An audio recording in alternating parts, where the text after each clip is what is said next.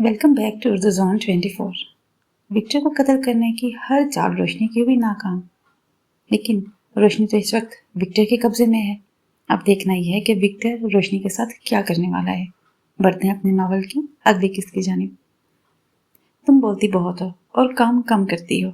अगर तुम इतनी बेतुकी बकवास ना करती तो शायद तुम सच में मुझे मार चुकी होती, लेकिन तुम्हारी वो फिल्मों जैसे डायलॉग कि मैं ये कर दूं तो मैं वो कर दूं तो भला भला वो काम खराब कर गए। विक्टर ने अपने हाथों की पहली दोनों उंगलियों को नीचे ऊपर करते हुए रोशनी की तरफ देखा, जो अब पीली पड़ रही थी। उसे जूलिया की मौत याद आ गई थी। अभी उसका भी वही हाल होने वाला था। तो अब मारोगे मुझे क्या? रोशनी ने सीधा सीधा विक्टर से पूछ लिया। रोशनी की इस बात पर विक्टर थोड़ा मुस्कुराया। ये तुम पर है कि तुम मरना पसंद करोगी या जो मैं कहूंगा वो करोगी। विक्टर कहता हुआ रोशनी के पास आया। रोशनी 2 कदम पीछे हो गई। वो देखो, कोने में एक छोटा सा सुराख है। वो सुराख नहीं है, वहां कैमरा लगा हुआ है जिसमें तुम्हारी वो सारी हरकतें हैं जो तुमने मेरे साथ की हैं। और ये हरकतें अगर सुबह लॉस एंजलिस के हर नेट कैफे पर चली गई तो सोचो क्या होगा। पुलिस, फिर कैद की सजा और सारी जिंदगी जेल की रोटी। विक्टर ने रोशनी को कंधों से पकड़ते हुए कैमरे की तरफ उसका मुंह किया। उफ रोशनी, ये गलती तुमसे कैसे हो गई? ये होटल ही विक्टर का है तो यहाँ कैमरे तो होंगे। रोशनी अब दिन ही दिन में खुद को कोस रही थी। अब रोशनी के पास मरने के अलावा विक्टर की बात मानने का और कोई चारा नहीं था। हाँ बोलो, क्या बात है तुम्हारी जो मुझे माननी पड़ेगी? रोशनी ने हथियार डालते हुए विक्टर की तरफ देखा। ये हुई ना समझदारी वाली बात। चलो तुम्हारे पार्टनर के पास चलकर बात करते हैं, जरा तफसील से बात हो जाएगी। विक्टर की बात पर रोशनी चौंक गई। कौन सा पार्टनर? रोशनी ने लाइल्मी का इजहार किया। वही जो एक कमरा छोड़कर बैठा तुम्हारे आने का इंतजार कर रहा है। विक्टर ने टेबल से फोन उठाया और कमरे का दरवाजा खोलते हुए थोड़ा झुक कर रोशनी को बाहर आने का कहा। रोशनी तो बहुत बड़ी बेवकूफ है।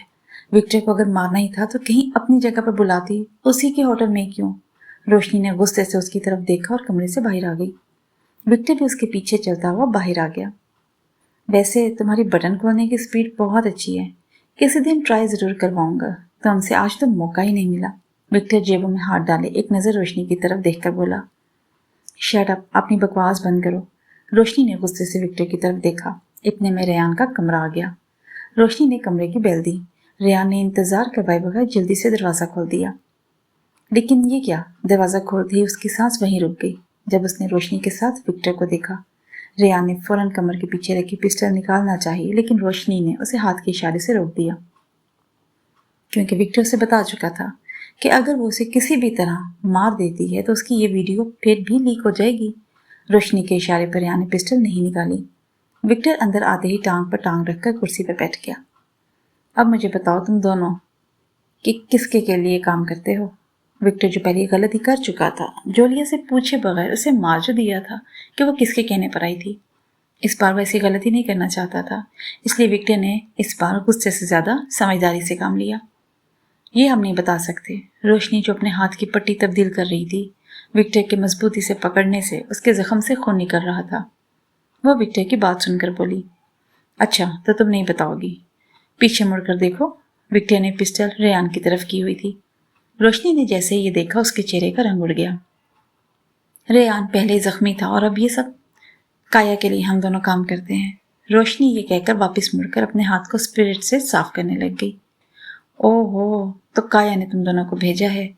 वो काया जो भी खुद बच्चा है, अपने बाप को मारने का सोच रहा है। Very good. विक्टर ने हैरत से दोनों की तरफ देखा।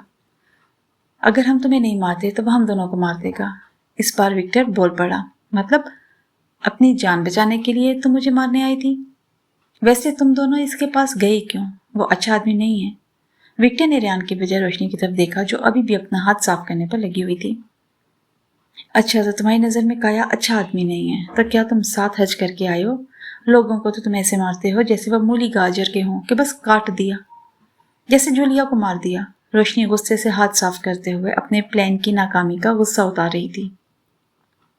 नहीं, 7 हज तो मैंने नहीं किए, लेकिन मैं धोखा देने वालों को नहीं छोड़ता और मौका कभी मैं देता नहीं हूँ। और जिस जूलिया को तुमने भेजा था वह मौका ही तो मांग रही थी। ये कहते हुए विक्टर कुर्सी से उठ गया। उसे समझ नहीं आ रही थी कि रोशनी कब से उसकी तरफ पुश्त किए क्यों खड़ी है। विक्टर कुर्सी से उठा और चलता हुआ रोशनी की तरफ आया। रोशनी अपने हाथ से निकला खून साफ कर चुकी थी। अब उसके हाथ का जख्म सुर्ख नजर आ रहा था, जो उसके नर्म सफेद रंग पर ज्यादा वाज़ा हो रहा था। ये काया ने किया है ना? विक्टर को न जाने क्यों रोशनी के हाथ की हालत देखी नहीं गई। उसकी रुई जैसी नरम और सफेद उंगलियां सुर्ख हो रही थीं। जो शख्स किसी दूसरे को मारने में एक सेकंड नहीं लगाता था, आज एक लड़की के जले हुए हाथ को देखकर तड़प गया। तुम्हें इससे कोई मतलब नहीं होना चाहिए। अपने काम से काम रखो और मुझे बताओ कि कौन सी तुम्हारी बात माननी पड़ेगी। रोशनी बात करते हुए चलकर कुर्सी पर जा बैठी। तुम मुझे बताओगे नहीं कि ये काया ने किया है या नहीं? विक्टर बात करते हुए रोशनी के करीब आया। उसके हाथ में पिस्टल थी। हाँ, ये काया ने किया है, रेयान ने फौरन घबराहट से बोल दिया। उसे लग रहा था कि कहीं विक्टर गुस्से में गोली ना चला दे। ये काया की नहीं, तुम्हारी मेहरबानी है जो तुम डायमंड चोरी करके ले गए थे। रेयान के बाद रोशनी ने बात मुकम्मल की। विक्टर अब सब समझ गया था कि वो डायमंड रोशनी ने चोरी किए थे, और बाद में जब काया के हाथों से वो डायमंड चले गए तो उसने रोशनी और रेयान को ये सजा के तौर पर किया है। विक्टर माफिया की दुनिया को अच्छे से जान चुका था, जहाँ माफी की गुंजाइश नहीं थी, और काया के बारे में भी उसने सुन रखा था कि वो अपने बंदों को बहुत भयानक सजा देता है। ओके, चलो अब काम की बात करते हैं। विक्टर ने रोशनी की बात को इग्नोर करते हुए आगे बात शुरू कर दी। तो ऐसा है कि तुम दोनों अगर चाहते हो कि इस कमरे से जिंदा निकल कर जाओ, तो तुम दोनों को मेरे लिए काम करना होगा। मुझे ऐसे ही लोग चाहिए जो काम कम और बातें ज्यादा करते हों। विक्टर ने बात करते हुए रोशनी की तरफ देखा, जो समझ चुकी थी कि विक्टर उसे ही कह रहा है। लेकिन ये मुमकिन नहीं है। हम काया के लिए काम करते हैं और उसी ने तुम्हें मारने के लिए हमें भेजा है। अगर उसको पता चल गया तो वो हमें मार देगा। रेयान विक्टर की बात पर परेशान हो गया। ओह, तो तुम दोनों अपनी जान बचाने के लिए मुझे मारने आए थे, और यहाँ तो पहले इंसानियत का दर्स दिया जा रहा था मुझे, और खुद किसी की जान लेने आ गए। विक्टर ने रोशनी को फिर बात लगा दी। हमने किसी का कत्ल नहीं किया, आज तक बस चोरी करते हैं, समझ आई? ये तो अगर तुम वो अपनी बहादुरी दिखाकर डायमंड ना लेकर जाते तो नौबत यहाँ तक ना आती। रोशनी कुर्सी से गुस्से से उठ खड़ी हुई। मुझे ज्यादा बातें सुनने का शौक नहीं है, समझ आई तुम्हें? अगर तुम्हें मेरी शर्त मंजूर नहीं है तो फिर मैं क्या करूंगा, ये तुम अच्छे से जानती हो। विक्टर गुस्से से चलता हुआ रोशनी के पास आया और उसकी गर्दन के पास पिस्टल रख दी। पिस्टल को देखते ही रोशनी की सांस रुक गई। उसने अंदर की तरफ सांस को खींचा। इससे पहले विक्टर का दिमाग घूम जाता, रेयान फौरन बोल पड़ा। ओके, हमें मंजूर है, तुम जो कहोगे हम करेंगे, लेकिन हमारी भी कुछ शराइतें। ठीक है, कल मैं तुम दोनों को कॉल करूंगा, उस जगह पहुंच जाना, और तुम दोनों ने अपने बॉस को क्या कहना है ये तुम्हारा काम है, लेकिन मुझे वक्त की पाबंदी चाहिए। विक्टर ने एक नजर रोशनी पर डाली और फिर दोबारा उसके हाथ को देखा। विक्टर ने पिस्टल नीचे किया और जाने के लिए मुड़ गया। और हाँ, कोई चालाकी नहीं, मेरी 4 आंखें हैं जो तुम दोनों को देख कर रही होंगी। ओके, विक्टर ने उन दोनों को कहा और कमरे से बाहर निकल आया। अब रोशनी का प्लान उसके गले पड़ चुका था। वो मारने तो विक्टर को आई थी, लेकिन खुद उसके जाल में फंस चुकी थी। काया हर वीकेंड पर अपने कैसीनो में बहुत बड़ी पार्टी रखता था, और इस वीकेंड पर भी उसके कैसीनो में पार्टी हो रही थी, जहां पर वो हमेशा आला तबके के लोगों को बुलाता था। पार्टी अपने जोर शोर से चल रही थी। हर कोई गेम खेलने और शराब, सिगरेट और डांस करने में मसरूफ था। म्यूजिक की आवाज़ इतनी ऊंची थी कि लोगों को एक दूसरे की आवाज़ सुनना मुश्किल था। काया के इर्द गिर्द लड़कियों का झुरमुट बना हुआ था, जिससे वो अपना दिल लुभा रहा था। कभी मेहमानों के पास जाता तो कभी डांस करती लड़कियों के पास। काया अभी उन डांस करती लड़कियों के झुरमुट में मसरूफ था कि 2 लड़कियां काया के मजीद करीब आने की कोशिश कर रही थी। गोरी रंगत पर उन दोनों ने शॉर्ट स्कर्ट और बैकलेस टॉप पहनी हुई थी। देखने वाला उन दोनों पर दिल हारे बगैर रह ना पाए, लेकिन वो काया के आगे पीछे हो रही थी। काया को भी सिग्नल मिल रहे थे। वो इन लड़कियों के साथ डांस करने में मगन था कि उनमें से एक लड़की ने काया के कान में कुछ कहा। लड़की की बात सुनकर काया के चेहरे पर मुस्कुराहट आ गई। उसने आगे बढ़कर उस लड़की को कमर से खींचकर अपनी तरफ किया और साथ ही उसकी गर्दन पर अपने होंठ रख दिए। लड़की ने काया को फौरन पीछे किया और फिर कान में कुछ और कहा। अब काया का भी फुल मूड बन चुका था। उसने लड़की के साथ कमरे में जाने की हामी भर ली। शराब के नशे में धुत काया लड़की के कंधे पर हाथ रखते हुए वो बार बार लड़की को छूने की कोशिश कर रहा था। लड़की उसे बमुश्किल सहारा देकर कमरे तक ले आई। जैसे ही वो कमरे का दरवाजा खुला और काया कमरे के अंदर दाखिल हुआ, किसी ने उसके मुंह पर कपड़ा डाल दिया और इसी कपड़े को गोल घुमाकर उसकी गर्दन पर टाइट कर दिया। लड़की काया को कमरे तक छोड़कर चली गई। काया को जब अपना सांस बंद होता महसूस हुआ तो उसे होश आई। उसके सर पर जो नशा चढ़ा हुआ था वो उतरने लगा। कौन हो तुम, क्या चाहते हो तुम? काया किसी की मजबूत गिरफ्त में था, जो उसे लेकर आतिशदान की तरफ चला गया, जहां कमरे को गर्म करने के लिए लकड़ियां जलाई हुई थी। काया जब आतिशदान के पास आया तो उसकी आग की तपिश महसूस हुई। कौन हो तुम और क्या चाहते हो? तुम्हें पता नहीं कि तुमने किससे पंगा लिया है? मैं तुम्हें छोड़ूंगा नहीं। काया बोलता जा रहा था कि अचानक उसके मुंह पर मजबूत हाथ आ गया और उसकी बोलती वहीं बंद हो गई। काया को पकड़ने वाले ने अब काया का एक हाथ अपने हाथ में लिया और उसे आतिशदान के अंदर रख दिया। अब काया दर्द से चिल्ला रहा था, उसका हाथ जल रहा था। जब तक काया का हाथ जलकर सुर्ख नहीं हो गया, उसने काया का हाथ नहीं छोड़ा। थोड़ी ही देर में जब काया तड़पने लगा तो पकड़ने वाले ने काया को अपनी गिरफ्त से आज़ाद कर दिया। गिरफ्त से आज़ाद होते ही काया ने फौरन अपने चेहरे पर बांधा कपड़ा उतारा और कमरे के चारों तरफ देखने लग गया, जहां अब कोई नहीं था। काया अपने जले हुए हाथ की जलन से तड़प उठा। छोड़ूंगा मैं नहीं तुम्हें, तुम जो भी हो, उसने ये कहते हुए फौरन कमरे में रखे फोन से सिक्योरिटी को कॉल की और साथ ही साथ अपने जले हुए हाथ को फूंक मारकर सुकून दे रहा था। सिक्योरिटी के आते ही सारे कैमरे चेक किए गए, जहां काया को कुछ नहीं मिला। वीडियो बस वहां तक थी जहां काया लड़की के साथ कमरे में गया। आगे से कैमरे ने कोई वीडियो रिकॉर्ड नहीं की थी। गेट से लेकर हर कमरे और हॉल तक चेक किया गया, लेकिन काया को कुछ नहीं मिला।